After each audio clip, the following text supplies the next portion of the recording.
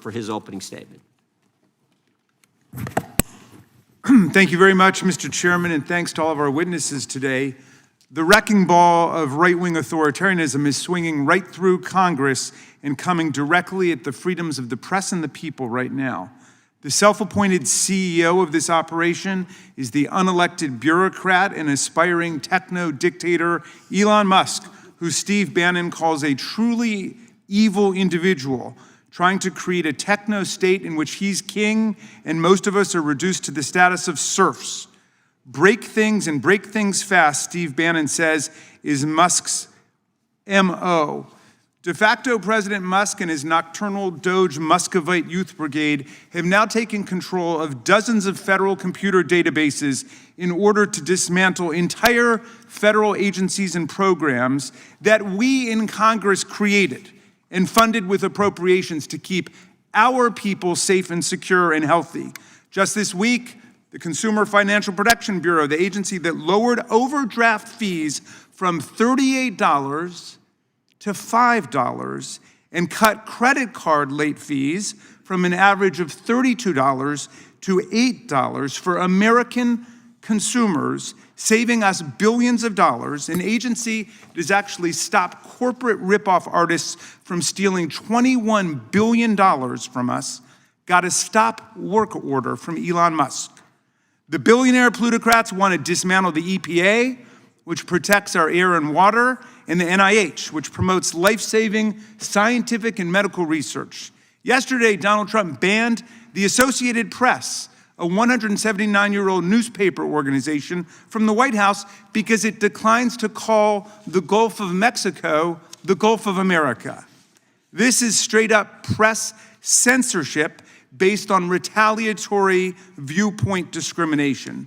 Trump's DOD kicked out 8 news groups that had space in the Pentagon, but which asked skeptical questions of the new secretary, including the New York Times, NBC News, and the Washington Post, all ousted in favor of outlets willing to faithfully advance the party line of the state, like Breitbart and One American News Network.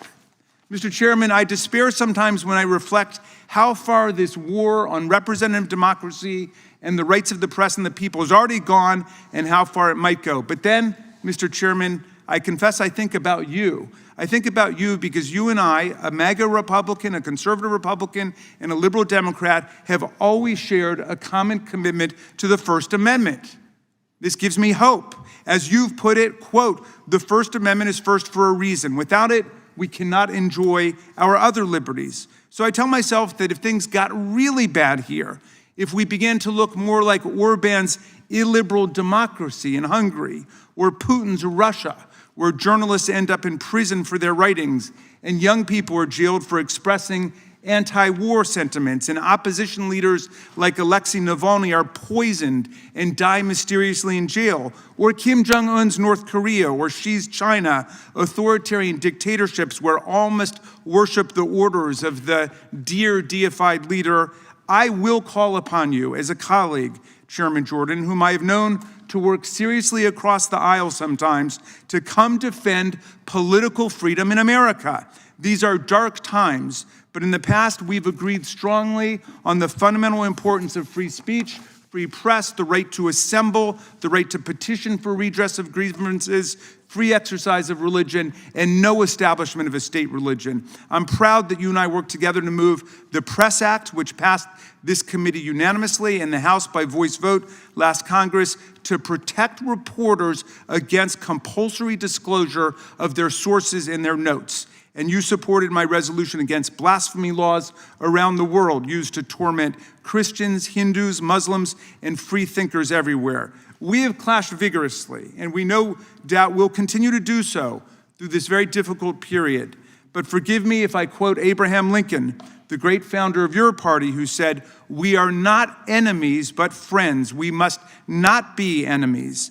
Though passion may have strained, it must not break the bonds of affection." I hope we can call on these bonds if Elon Musk or anyone else in the executive branch seeks to destroy our constitutional freedoms and the powers of Congress.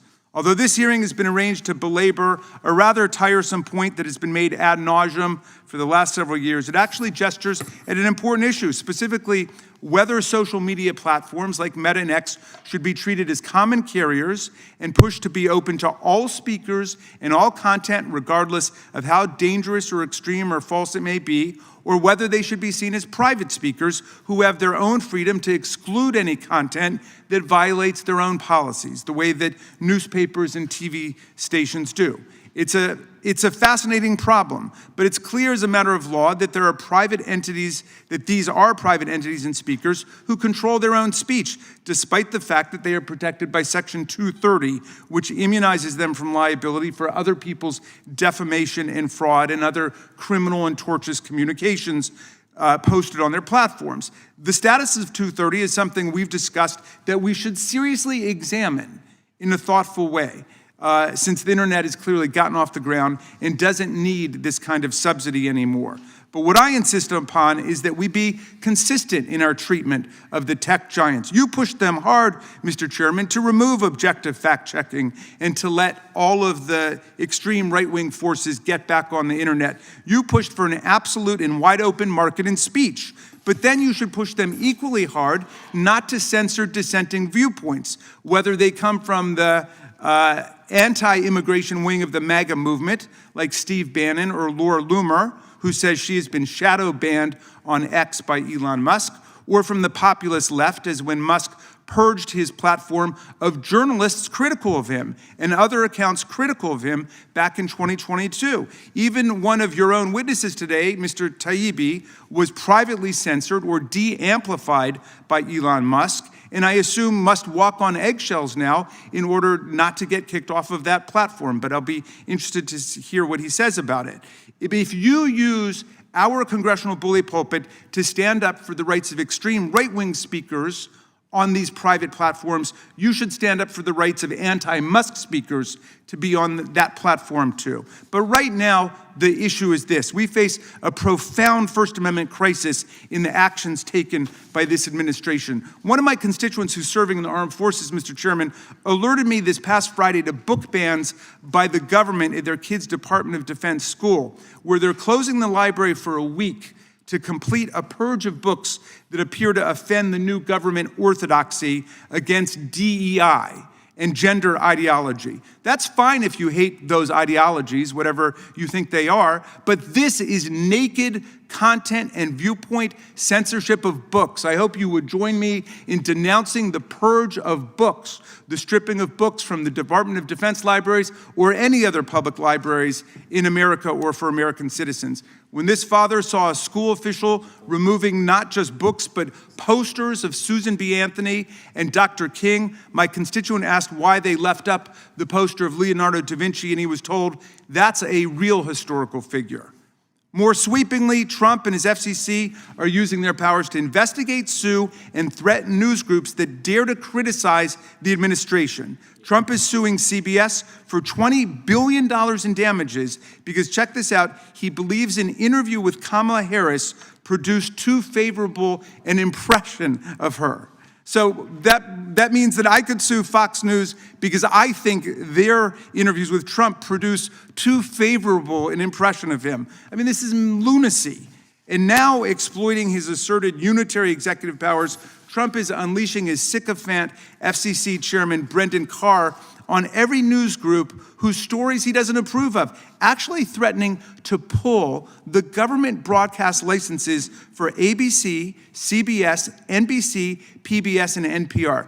Nothing of a hostile nature, of course, has taken place against Fox News, which is now the de facto state-approved media, enjoys immunity from the repression visited on its liberal competitors. What is this, North Korea?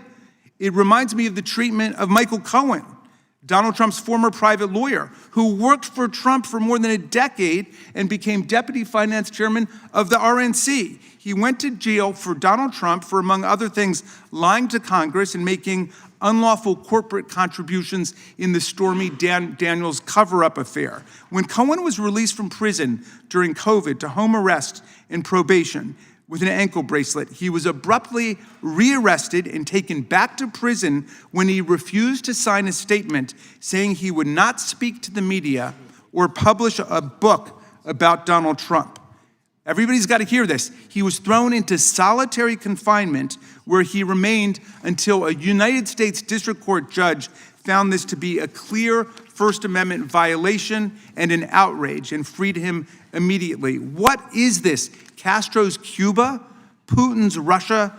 The free speech violations taking place now against Department of Justice prosecutors and FBI agents are equally astounding. The First Amendment forbids reprisal and punishment against professional government employees for political reasons. Yet Trump has fired and demoted dozens of federal prosecutors, many of whom he had appointed during his first administration simply for doing their jobs, including prosecuting January 6 violators. Trump's subordinates also asked for a roundup of information about more than 6,000 hardworking FBI agents who were assigned to work the January 6 probe, a dangerous, blatantly unconstitutional order which was enjoined by a U.S. District Court in a case brought by the Association of FBI Agents. The administration is attempting to do its work. I'm about to finish up, Mr. Chairman. Thank you. I see a lot of pages there. I was just wondering. Yeah, I'm going to speak fast like you. Watch me do it, all right? Look, this is happening in secret. They're keeping the press, the Congress, and people in the dark. I know you feel strongly about government transparency, as you do about free speech. The administration's illegally fired 17 inspectors general, totally violating the statute which says they've got to come to Congress first 30 days before they fire them and set forth the specific explanation for why that's happening. Now, finally, you and I are both fierce advocates for the First Amendment and government transparency.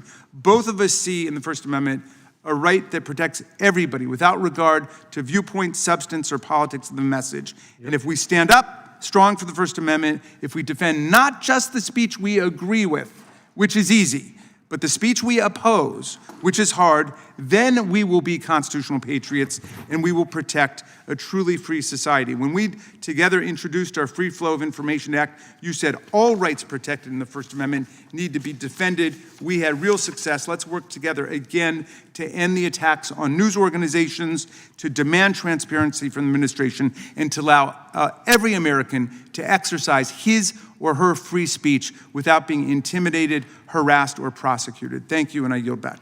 Without objection, all of their opening statements will be included in the record. We will now introduce today's witnesses. Mr. Matt